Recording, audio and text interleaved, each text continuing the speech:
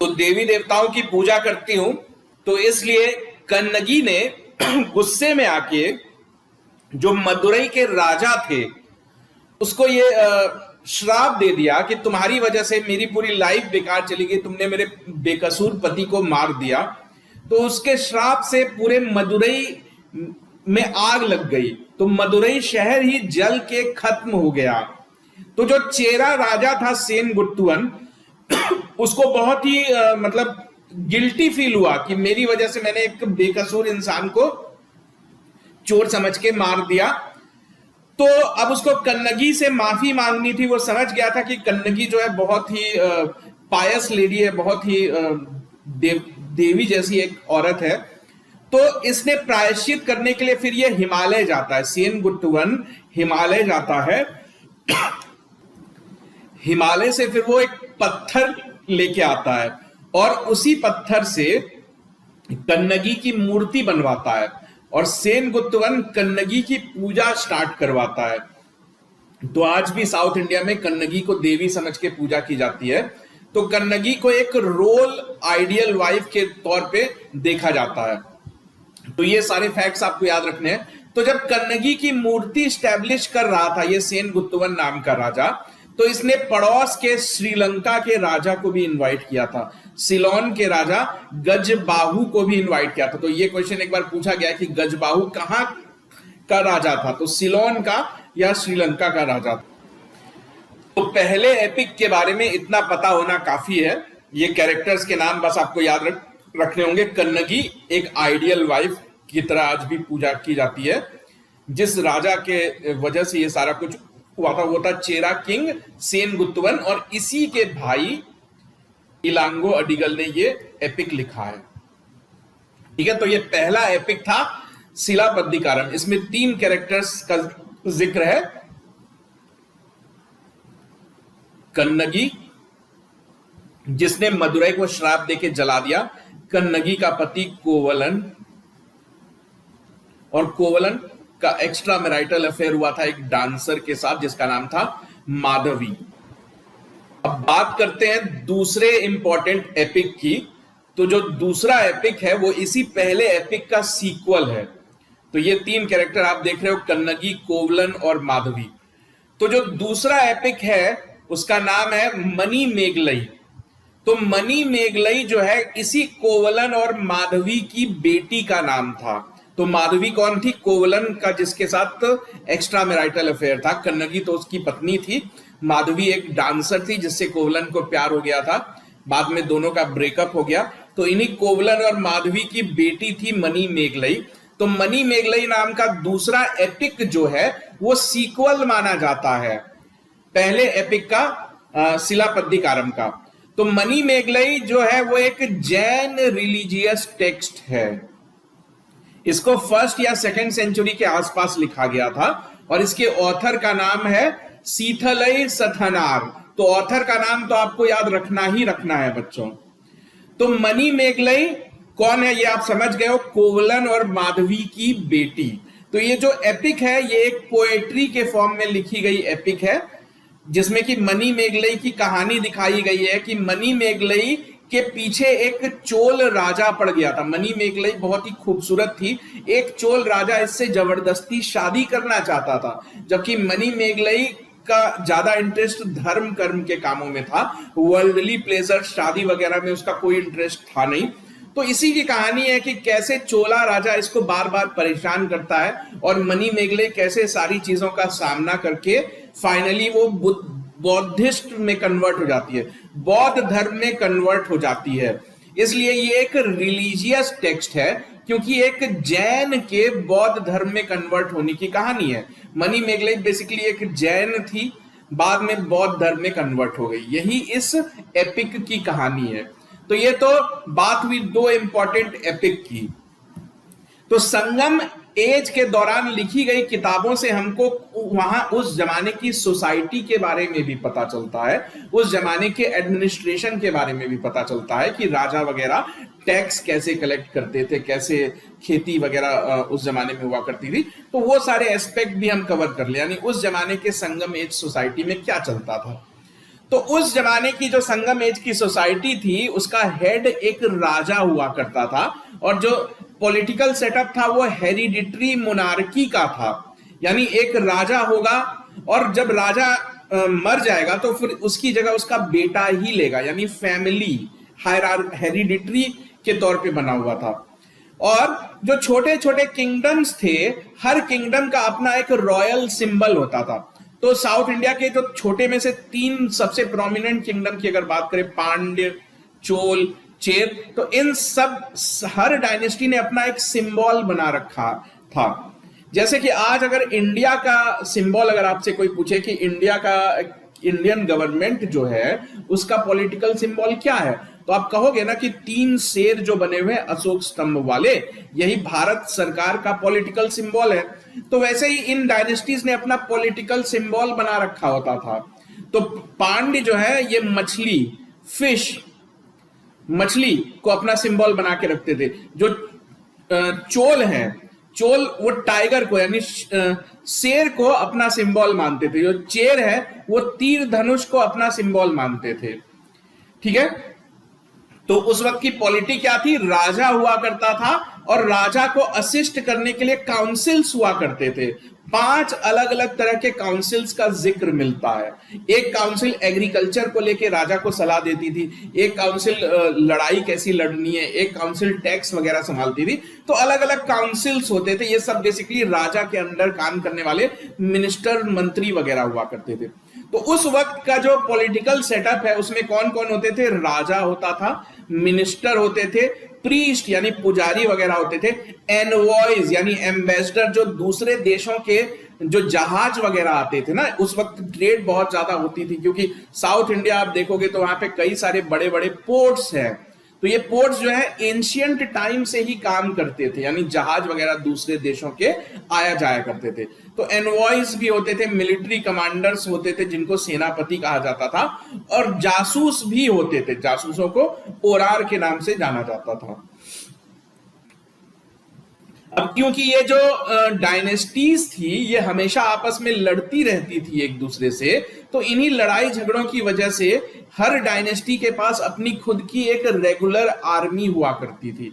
वो अपनी army maintain करते थे। तो अब इतनी आर्मी मेंटेन करेंगे, इतनी बड़ी स्टेट को चलाना है, तो रिवेन्यू भी चाहिए। तो राजा के पास पैसे का स्रोत या रिवेन्यू के 3 बड़े स्रोत होते थे। तीन जगह से उसको रिवेन्यू मिलती थी। सबसे पहली जो रिवेन्यू का सोर्स था वो तो था लैंड रिवेन्यू, यानी खेती बाड़ी जो होती थी उसमें से रिवेन्यू राजा के पास जाता था। दूसरा जो सोर्स था वो था कस्टम ड्यूटी, क्योंकि दूसरे देशों के जहाज वगैरह आया करते थे, बिजनेस करने के लिए आया करते थे, तो उन जहाजों से भी टैक्स लिया जाता था। तो ये भी राजा के रिवेन्यू का एक सोर्स था। जो तीसरा सोर्स ऑफ रिवेन्यू था कि ये लोग आपस में लड़ते रहते थे एक दूसरे से, तो जब कोई राजा दूसरे राजा को हरा देता था तो उसका खजाना लूट लेता था। तो उस खजाने को भी, क्योंकि लड़ाइयां काफी फ्रीक्वेंट थी, हमेशा लड़ते ही रहते थे, तो लड़ने के पीछे एक मकसद पैसा लूटना भी होता था। तो जो राजा का खजाना होता था उसमें पैसा पहुंचने का एक सोर्स दूसरे राजा को लूट के उसका खजाना अपने खजाने में मिला लेना भी होता था। उस वक्त के जो रोड्स और हाईवेज होते थे वहां पे प्रोटेक्शन, मतलब सैनिक वगैरह लगाए जाते थे, काफी उसके साफ सफाई का ध्यान रखा जाता था, क्योंकि ट्रेड को काफी अहमियत दी जाती थी उस वक्त। ट्रेड, क्योंकि दूर दूर से अलग अलग जगह से मर्चेंट्स वगैरह आते थे, तो उनकी सुरक्षा, उनको आने जाने में कोई परेशानी ना हो, इस चीज के लिए रोड और हाईवे की बिल्कुल अच्छे से मरम्मत करा के रखी जाती थी। अब अगर उस जमाने के सोसाइटी की बात करें तो उस जमाने के रिकॉर्ड्स पढ़ के हमको पता चलता है कि राजा के पास जितनी भी जमीन होती थी, राजा के पास जो भी जमीन होती थी, उन जमीन को 5 अलग अलग कैटेगरी में बांट दिया जाता था। क्यों 5 अलग अलग कैटेगरी में बांटा जाता था? ताकि ये डिसाइड किया जा सके कि कहां से कितना टैक्स लेना है। तो ये आपको याद रखना है फैक्ट कि जो जमीन है उनको 5 अलग अलग कैटेगरी में बांटा गया था। तो कैटेगरी थी कुरुंजी। कुरुंजी यानी वो जगह जहां पे पहाड़, हिली ट्रैक्ट है, हिली ट्रैक्ट है तो वहां खेती बाड़ी होगी नहीं, कोई रहेगा नहीं, यानी यहां से कुछ भी मिलने वाला नहीं है। फिर मुलई, मुलई यानी पेस्टोरल, वो जगह जहां पे कि भेड़, बकरी, गाय वगैरह घास चरते हैं, यानी चरवाहा जानवर वहां जाके अपना पेट भरते हैं, वहां कोई खेती बाड़ी नहीं होती है, मुलई। तीसरी कैटेगरी थी मरुदम। मरुदम यानी वो जगह जहां पे खेती बाड़ी की जा सके, एग्रीकल्चरल लैंड। चौथी कैटेगरी थी नेडल। नेडल यानी कि कोस्टल एरिया, कोस्टल टाउन जहां जहाज वगैरह आके लगते थे। पांचवी कैटेगरी थी पालाई। पालाई यानी कि डेजर्ट। ठीक है, तो ये सारी चीजें हमको कैसे पता? उस जमाने में जो सेकेंड असेंबली में जो सबसे इंपॉर्टेंट बुक आज तक सरवाइव कर गई है वो है तोल्पक्कियम। ये सेकेंड संगम असेंबली में ही लिखी गई थी ना, और सेकेंड संगम असेंबली की एकमात्र सर्वाइविंग बुक है ये। तो इसी तोल्पक्कियम में ये सारी चीजें लिखी हुई है। तो तोल्कप्पियम में यह भी लिखा हुआ है कि साउथ इंडियन सोसाइटी में भी कास्ट सिस्टम था, जैसे नॉर्थ इंडियन सोसाइटी में वर्ण सिस्टम था ना, ब्राह्मण, क्षत्रिय, वैश्य, शूद्र। तो ऐसा ही डिवीजन हमको साउथ इंडियन सोसाइटी में भी देखने को मिलता है। तो उस वक्त की सोसाइटी 4 पार्ट्स में ब्रोकन थी, 4 कास्ट में उनको बांटा गया था। लेकिन ये जो 4 कास्ट थे, इसमें ऐसा कुछ नहीं था कि डिस्क्रिमिनेशन था, इसमें ऐसा नहीं था कि शूद्र को कोई नीची नजर से देखता है या ब्राह्मणों को जो है सबसे पावरफुल माना जाता है, ऐसा कुछ नहीं था। तो ये जो कास्ट है ये ऑक्यूपेशन की बेसिस पे बांटे गए थे कि कौन किस काम में शामिल है। तो ये 4 कास्ट थे। अरासर, अरासर यानी कि रूलिंग क्लास, यानी राजा, मंत्री, सिपाही वगैरह। अंथनार, अंथनार यानी प्रीस्ट और इंटेलेक्चुअल, जो लोग पूजा पाठ करवाते हैं, पोएट, स्कॉलर्स वगैरह। तीसरी जो कास्ट थी वो थी वाणिगर। वाणिगर यानी जो ट्रेड, मर्चेंट्स वगैरह, ट्रेड कॉमर्स में शामिल लोग। चौथी कैटेगरी थी वेलालार। वेलालार यानी कि खेती बाड़ी करने वाले किसान। तो तोल्पक्कियम के बारे में तोल्पक्कियम ने यह बात लिखी है कि उस वक्त की जो सोसाइटी थी वो मोर और लेस ट्राइबल सोसाइटी थी उस वक्त, यानी वहां पे बड़े बड़े शहर नहीं बसे थे, तब तक महानगर नहीं बने थे। तो लोग जो है ट्राइब्स के फॉर्म में रहते थे। तो कुछ ट्राइब्स का नाम भी मेंशन है, थोड़ाज, इरुलाज, नागाज, वेदार्स।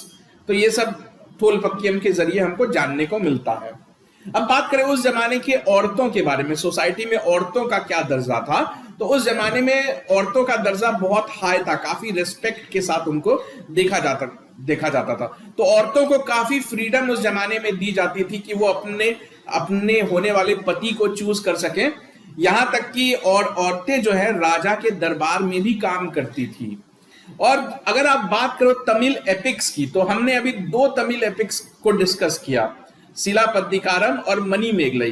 तो आपने देखा कि दोनों वुमेन सेंट्रिक है, औरतों के बारे में ही ये 2 एपिक्स है, और दिखाया गया कि औरतें कितनी ताकतवर हैं, औरतों को कोई फोर्स नहीं कर सकता। कन्नगी को के सामने राजा को माफी मांगनी पड़ी। मणिमेगलई, राजा पीछा करता रहा कि मणिमेगलई मेरे से शादी कर ले, उसने करी नहीं। यानी काफी स्ट्रांग होती थी विमेन, उनको पूरी आजादी होती थी। उस जमाने में जो चेस्टिटी क्या होता है कि आप जब तक आपकी शादी नहीं हुई है तब तक आपका कोई किसी के साथ अफेयर ना हो, कोई भी फिजिकल रिलेशन ना हो। तो इस चीज को ही सबसे ज्यादा हाईएस्ट मॉरल वैल्यू माना जाता था। एक औरत के लिए माना जाता था कि जब तक आपकी शादी नहीं हो गई है तब तक आपको किसी के साथ फिजिकल रिलेशन नहीं रखना। तो इसीलिए कन्नगी की पूजा की जाती थी। कन्नगी को माना जाता था कि चेस्टिटी, यानी कि जो एक औरत का धर्म होता है, कैसा होना चाहिए एक औरत, एक पत्नी का रूप कैसा होना चाहिए, वो कन्नगी नाम की देवी में देखा गया और कन्नगी की पूजा शुरू की जाने लगी। सती प्रथा भी का सिस्टम भी था साउथ इंडिया में, लेकिन ये बेसिकली अपर कास्ट लोगों तक ही सीमित था, जो रूलिंग क्लास के लोग थे। लेकिन नॉर्थ इंडिया में जितना कॉमन था सती प्रथा, उतना कभी भी साउथ इंडिया में कॉमन रहा नहीं। यानी मोर और लेस आप कह सकते हो कि औरतों की पोजीशन काफी अच्छी ही थी। अब अगर बात करें इकोनॉमी की, तो इकोनॉमी की अगर बात करें तो एग्रीकल्चर ही लोगों का सबसे प्राइम ऑक्यूपेशन था, और एग्रीकल्चर ही जो टैक्स या रिवेन्यू का सबसे बड़ा स्रोत था। तो यानी खेती बाड़ी करते थे लोग। तो उस जमाने में सबसे कॉमन जो क्रॉप था वो था राइस, यानी चावल उपजाए जाते थे। तो खेती बाड़ी के अलावा लोग जो है वो हैंडीक्राफ्ट में भी इन्वॉल्व थे। हैंडीक्राफ्ट यानी कि बर्तन बनाना, कारपेंट्री, जहाज बनाना, ज्वेलरी बनाना, इस तरह की चीजें।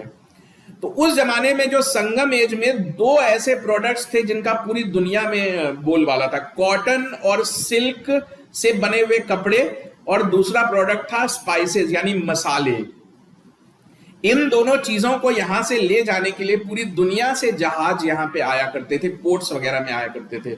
तो कुछ पोर्ट सिटीज थी उस वक्त की, उरायूर और पुहार, ये सब उस जमाने की पोर्ट सिटी थी। तो यहाँ पे दुनिया जहान के जहाज आते थे, इसमें कॉटन मसाले वगैरह भर के ले जाया जाता था यहां से। तो ये जो जहाज वगैरह आते थे ये काफी दूर दूर से आते थे, और हमको ऐसे सबूत मिले हैं कि यहां तक कि रोम से भी जहाज आते थे, तमिलनाडु में आते थे सामान ले जाने के लिए। क्योंकि तमिलनाडु के अलग अलग हिस्सों से हमको सोने चांदी के बने सिक्के मिले हैं, और ये सिक्के रोम के राजाओं के हैं। जो कोई सामान खरीदने आता होगा तो वो पेमेंट करता होगा ना, तो वो अपने देश के सोने चांदी के सिक्कों में पेमेंट कर देता था। तो वही सिक्के आज भी तमिलनाडु से मिलते हैं खुदाई के दौरान, एक्सकलेशन के दौरान। तो रोम के जो एम्परर हुआ करते थे उस वक्त के, ऑगस्टस, टिबेरियस, नीरो, इस तरह के एम्परर्स के सिक्के तमिलनाडु से बरामद हुए हैं। ठीक है, तो ये संगम एज में आप कह सकते हो कि ट्रेड काफी फ्लरिश था, काफी सामान यहां से पूरी दुनिया में सप्लाई किया जाता था। तो वो सामान क्या थे? कॉटन के बने कपड़े, मसाले जैसे कि लाल मिर्च, धनिया मतलब जिंजर, कार्डमोम, सिनामोम, इस तरह की चीजें, हल्दी, आइवरी प्रोडक्ट यानी हाथी दांत के बने सामान, मोती, कीमती पत्थर, इस तरह की चीजें। ठीक, अब ये तो हम सप्लाई करते थे दुनिया को, जबकि बाहर से भी कुछ सामान अंदर आता था। तो बाहर से जो सामान अंदर आता था उसमें होते थे घोड़े, क्योंकि बहुत अच्छी क्वालिटी के घोड़े भारत में कभी उपलब्ध हुए नहीं।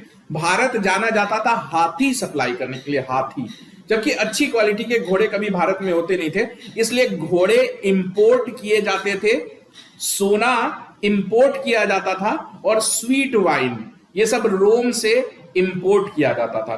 तो ये ओवरव्यू था बच्चों संगम एज का, यानी उस जमाने में साउथ इंडिया में क्या चल रहा था। तो अगले पार्ट में ये तो हमने ओवरव्यू देखा, इसी में हमने जाना कि 3 ऐसी डायनेस्टीज है जिनका जिक्र बार बार मिलता है, पांड्या, चोला, चेरा। तो अगले पार्ट में हम इन तीनों डायनेस्टीज को डिटेल में कवर करेंगे, इनकी पॉलिटिकल हिस्ट्री कवर करेंगे।